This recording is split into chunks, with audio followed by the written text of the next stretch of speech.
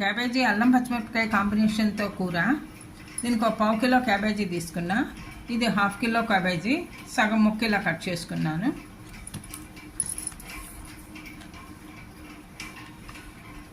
పావు kilo cabbage ఈ విధంగా క్లీన్ చేసుకుని చిన్నగా ముక్కలు కట్ చేసుకోవాలి.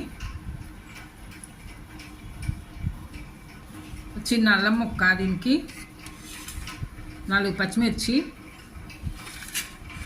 కొద్దిగా కొత్తిమీర.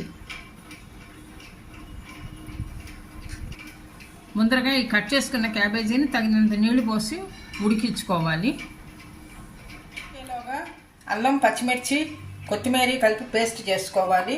ఇలా పచ్చికారం తయారు చేసుకోవాలి.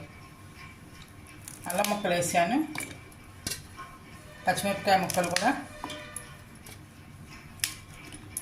కొత్తిమీర,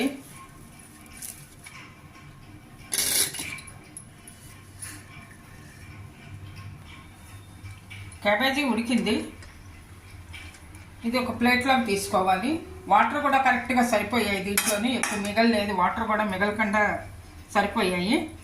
ఇవి ప్లేట్లోకి తీసుకోవాలి ఉడికించుకున్న క్యాబేజీని.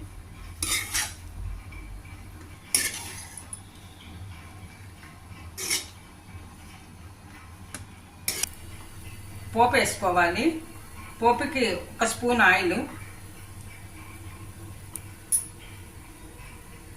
పోపు సామాన్లు శనగపప్పు, మినపప్పు, జీలకర్ర, ఆవాలు. పోపు వేగింది. ఇందులో అల్లం పచ్చిమిరపకాయ పేస్ట్ వేసుకోవాలి. పచ్చివాసన పోయేదాకా వేయించుకోవాలి. కొద్దిగా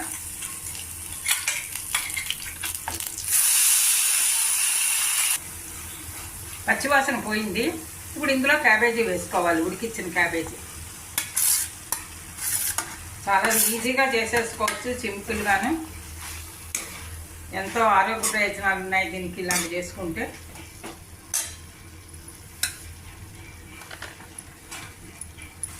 తగినంత ఉప్పు, కొద్దిగా పసుపు,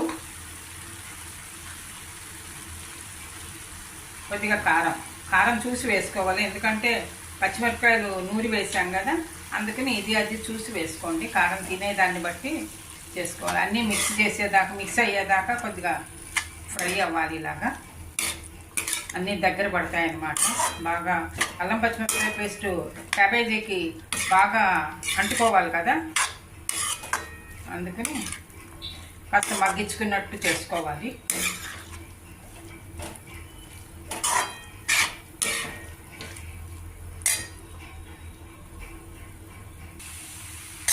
కూర దగ్గరగా అయింది. అల్లం పచ్చిమిరపకాయ పేస్ట్ అంతా కూరకు అంటుకుంది బాగాను. కూర రెడీ అయింది. ఇప్పుడు చిన్నగా కట్ చేసి పెట్టుకున్న కొత్తిమీర కొద్దిగా పైన వేసుకుంటే బాగుంటుంది, కలర్ఫుల్గానే. సర్వింగ్ బౌల్లోకి తీసేసుకోవాలి.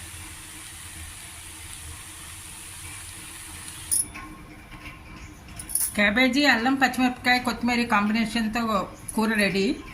ఇది వేడివేడి రైస్లోకి సర్వ్ చేసుకుంటే చాలా బాగుంటుంది. ఇంకా మనకి రోటీలోకి కానీ పుల్కాలోకి కానీ కూడా సర్వ్ చేసుకోవచ్చు. మీరు కూడా ట్రై చేసి చూడండి. ఇదే ఫస్ట్ టైం చూసేవాళ్ళు అయితే మా వీడియోని సబ్స్క్రైబ్ చేయండి. సబ్స్క్రైబ్ చేస్తే కనుక కొత్తగా చేసినవన్నీ కూడా నోటిఫికేషన్స్ వస్తూ ఉంటాయి. లైక్ చేయండి, షేర్ చేయండి. Thank you for watching.